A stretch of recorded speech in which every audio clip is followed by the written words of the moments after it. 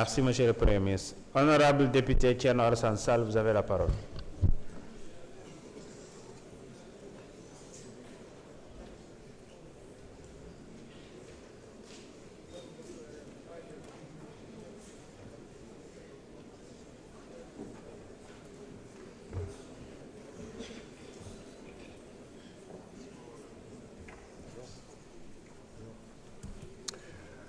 Monsieur le Président de l'Assemblée nationale, Monsieur le Premier ministre, Mesdames, Messieurs les membres du gouvernement, chers collègues.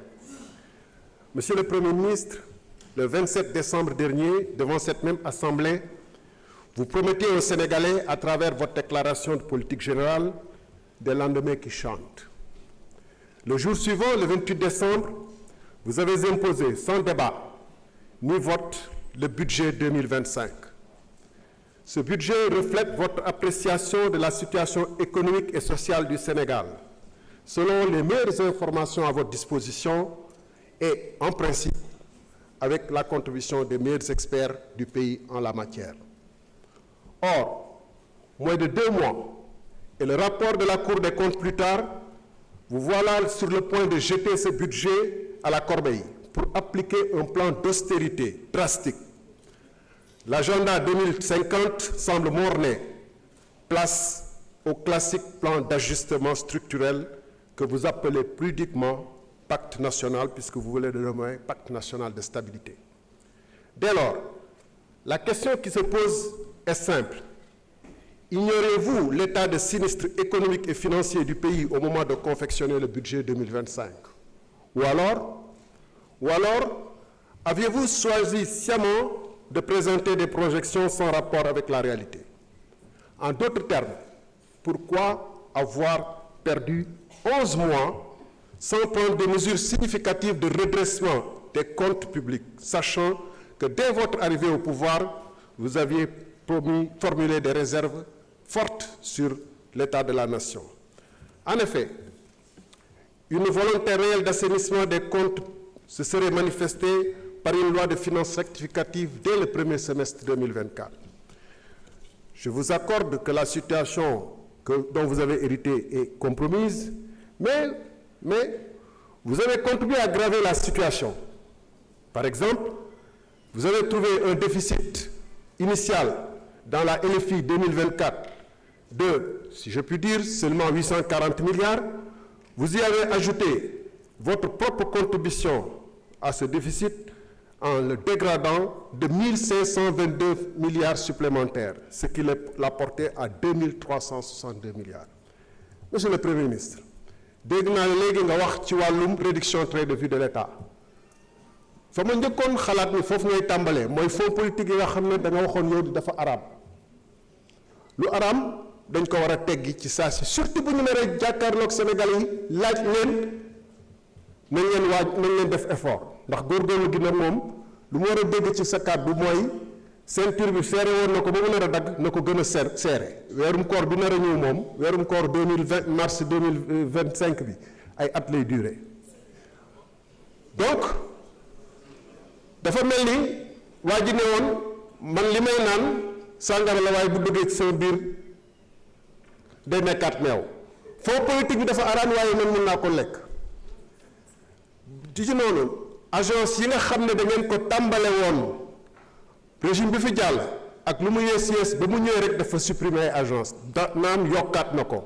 Lu tax tàmbale woon dès 2024 wàññi agence yi waaye mercredi bu ne ngeen nommé ba léegi ngeen ne doog a gis ni que réew mi attanu ko.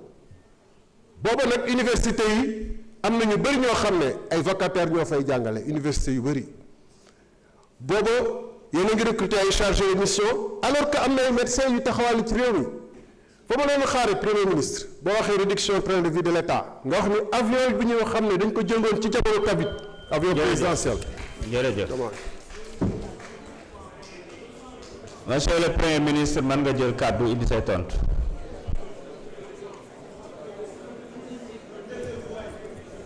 s'il vous plaît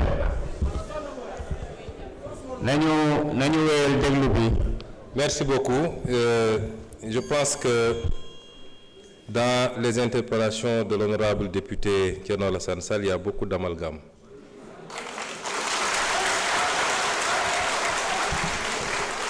Je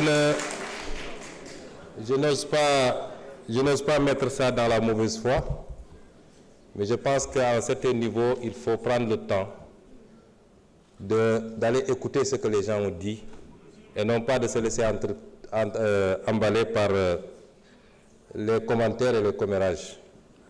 Je n'ai jamais dit que tel fonds était haram. J'ai dit que la caisse noire, je vous dis après que vous ayez le temps d'écouter par vous-même. J'ai toujours dit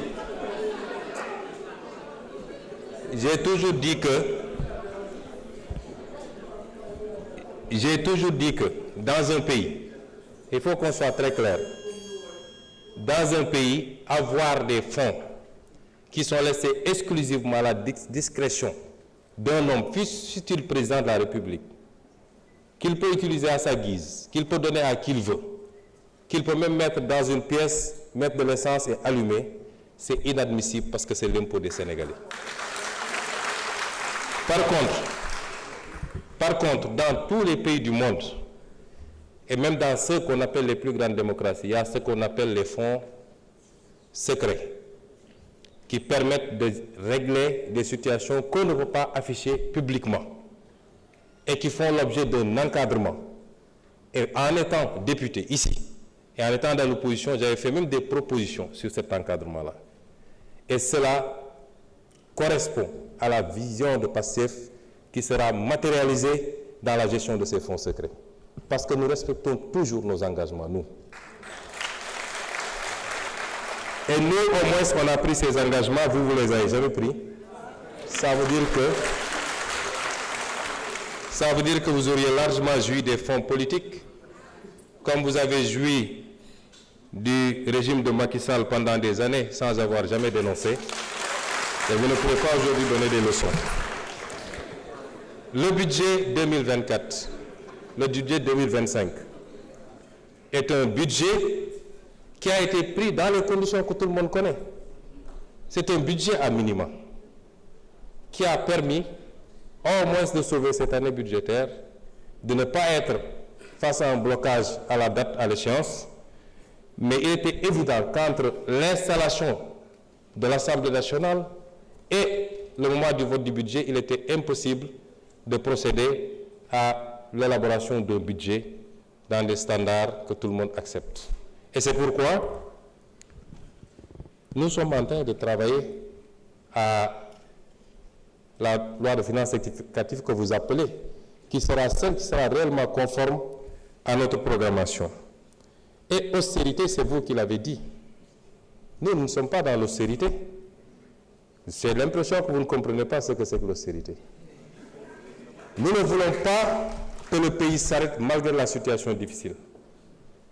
Nous voulons aujourd'hui travailler malgré tout, en faisant des efforts sur nous-mêmes, à dégager des marges budgétaires qui nous permettent, tout en continuant à respecter nos engagements, aussi bien par rapport à la dette intérieure que par rapport vis-à-vis de nos engagements internationaux, de pouvoir avoir des marges budgétaires pour lancer le programme Vision 2050.